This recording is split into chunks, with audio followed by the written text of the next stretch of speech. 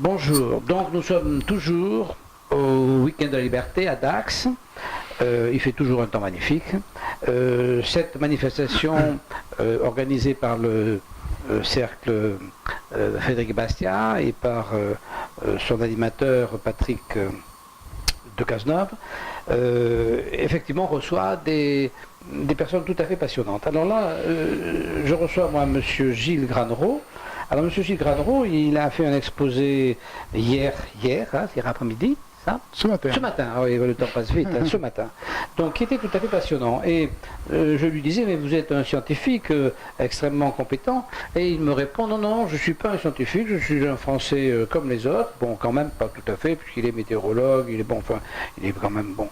Et c'est pas non un Français tout à fait comme les autres, il sait des choses. Et il s'est penché avec intégrité, honnêteté sur le climat et sur l'évolution climatique, et il est arrivé à des conclusions complètement différentes de ce qui nous est d'habitude rapporté. Alors, donc, Monsieur Granereau, donc vous avez, donc je suppose que vous avez quand même travaillé pas mal pour avoir tout ce que vous nous avez dit comme information, parce que c'était très chiffré ce matin, c'était très complet, et en fait, vous dites tout simplement, on nous ment. Oui, alors c'est vrai, on nous ment et hélas, on a du mal à s'exprimer. Pourquoi? Parce que tout simplement, on ne nous laisse pas la possibilité de parler, de prendre la parole. Et je tenais d'ailleurs pour cela à remercier le cercle Frédéric Bastiat qui a bien voulu nous inviter à cette conférence, à cette table ronde. Ce n'est pas fréquent que l'on puisse être ainsi invité pour parler d'un sujet qui est un sujet un petit peu tabou, c'est un petit peu un dogme, c'est quelque chose qui est effectivement à travers les médias retranscrit d'une certaine façon, une façon qui ne reflète pas la réalité des faits, la réalité que le réchauffement climatique dont on nous parle, ce n'est pas réellement quelque chose qui semble lié à l'action de l'homme et notamment à l'action du CO2 que le CO2 pourrait avoir sur l'effet de serre et sur le climat. C'est-à-dire qu'effectivement, vous avez trouvé, récupéré des arguments qui sont, eux, tout à fait scientifiques, qui amènent des preuves chiffrées, comme quoi le réchauffement d'abord existe modérément, ensuite donc à travers les siècles, c'est pas la première fois qu'il fait chaud. Hein, vous nous avez démontré ça ce matin, il existe modérément, et en plus, là, il n'y a aucune preuve tangible, d'après les courbes que vous avez montrées, aucune preuve tangible que ce soit les hommes directement qui soient les seuls responsables de ce réchauffement, et que donc toutes les menaces qui leur sont faites et la culpabilisation dont ils sont l'objet, et quand même, parce que cette culpabilisation entre nous, elle nous gâche un peu la vie. Oui, absolument. Parce que, on est moins heureux de vivre quand même. Mais je veux dire que quand les Gaulois étaient persuadés que le ciel allait leur tomber sur la tête, ils ne devaient pas être heureux, ça devait les angoisser. Et nous, de dire, ah ben, chaque fois que je bouge, je m'asphyxie, ou je réchauffe le truc et on va mourir, c'est angoissant quand même, c'est pas anodin. Absolument, je pense que le ciel qui nous tombe sous la tête, c'est resté dans l'inconscient collectif depuis les Gaulois. Et le réchauffement climatique est un petit peu une transcription de cette peur ancestrale, mais une transcription qui est faite sur des bases soi-disant scientifiques et portée par des politiques, par des lobbies, etc. Comme on le disait tout à l'heure, je ne suis pas un scientifique, je me veux un citoyen qui s'intéresse à un sujet scientifique, mais qui n'est pas nécessairement débattu sur la place publique et à travers les médias notamment. Et de plus, c'est un sujet qui n'intéresse pas vraiment le public, parce que c'est un sujet très technique, un sujet scientifique. La climatologie, c'est quelque chose qui, ce n'est pas une science unique, c'est une science qui fait appel à un grand nombre de sciences, et même chez les scientifiques, un scientifique ne peut pas à lui seul s'autoproclamer climatologue, puisque il ne va pas être spécialiste de toutes les sciences de l'atmosphère, de la physique, etc. Donc ça, c'est important. pour comprendre ce phénomène-là et ce que l'on reproche, puisque nous travaillons actuellement dans le cadre d'une association qui s'appelle l'association des climato-réalistes, cette association essaie de répondre un petit peu, de donner aux citoyens l'information objective sur le sujet, mais on s'aperçoit là encore qu'on a trop peu de conférences qui passent à travers les médias. Je vois sur les chaînes, que ce soit sur les radios ou sur le télévisuel, on n'a pas ou peu de climato-sceptiques ou climato-réalistes qui parviennent à s'exprimer, ou alors lorsqu'ils s'expriment, ils ont en face d'eux des scientifiques qui vont de toute manière les mettre en déroute par le simple fait qu'un scientifique a en principe la connaissance, et donc et cette connaissance fait autorité et permet le délivrement de... On comprend que ces conclusions sur le climat sont l'objet d'arguments mathématiques qui sont au bout d'algorithmes certainement très compliqués, très longs, où une toute petite erreur à tel endroit est multipliée à la sortie, et comme c'est des résultats qui sont sur des petites fourchettes, finalement tout ça, c'est là que les mathématiques sont relatives, parce que quand elles sont trop tordues, on leur fait dire un peu n'importe quoi. Mais ce qui se passe dans le fond, cette idée du catastrophisme, vous dites... on se dit chaque fois, quand quelqu'un véhicule une idée de catastrophe, une idée de fin du monde, parce que c'est un petit peu ça, qu'on nous vend. On dit, si vous ne modifiez pas vos comportements, c'est la fin du monde.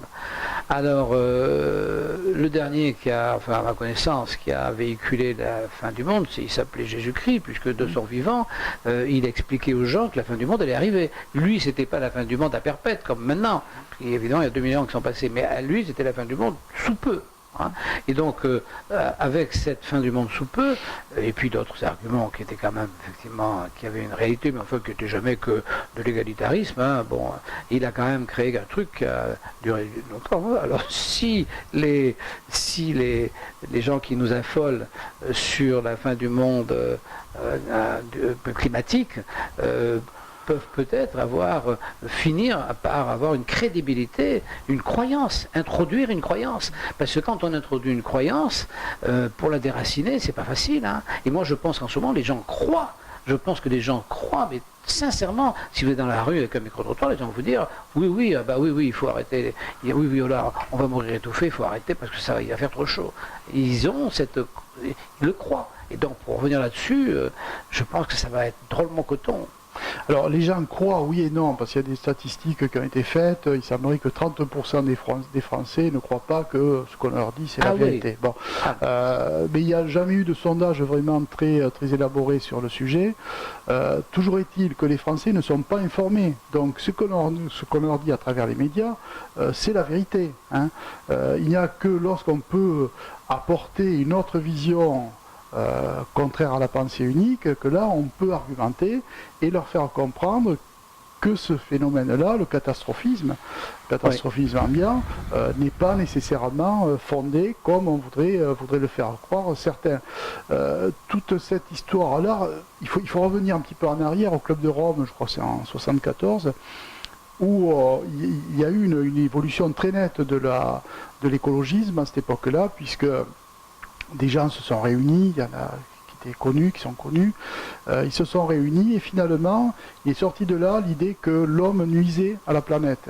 C'est de là que vient cette idée que l'homme détruit sa planète, détruit son environnement, alors que bon, le progrès c'est une chose, après bien sûr l'homme commet des erreurs, mais commettre des erreurs jusqu'à détraquer le climat, ça c'est quelque chose qui est un petit peu nouveau, et surtout c'est nouveau parce que ce n'est pas fondé du point de vue scientifique. Aucune démonstration n'a pu être faite pour montrer que l'homme a réellement un impact sur le climat, et ça, je crois que c'est un argument qui ne peut être opposable. Et alors, pour toutes ces choses sensées et structurées et prouvées que vous êtes capable d'avancer. Est-ce qu'on peut aller, est-ce que vous avez un ouvrage que vous avez fait, qu'on peut aller consulter, acheter à Amazon? Est-ce que vous avez quelque chose pour dire à ceux qui nous regardent? Parce que je pense que les gens sont assez curieux d'avoir des informations. On ne les a pas. Hein. Absolument. Donc il faut les trouver. Absolument. Hein. Donc, alors il y a deux choses. Tout d'abord, le livre que j'ai écrit qui s'appelle L'affaire climatique. Alors ce livre, c'est un livre en auto-édition et on peut se le procurer en passant par mon site qui s'appelle affairesclimatiques.fr, où là vous allez trouver non seulement la possibilité d'acquérir le livre, mais aussi vous aurez la possibilité de lire des billets, ce qu'on appelle des billets aujourd'hui.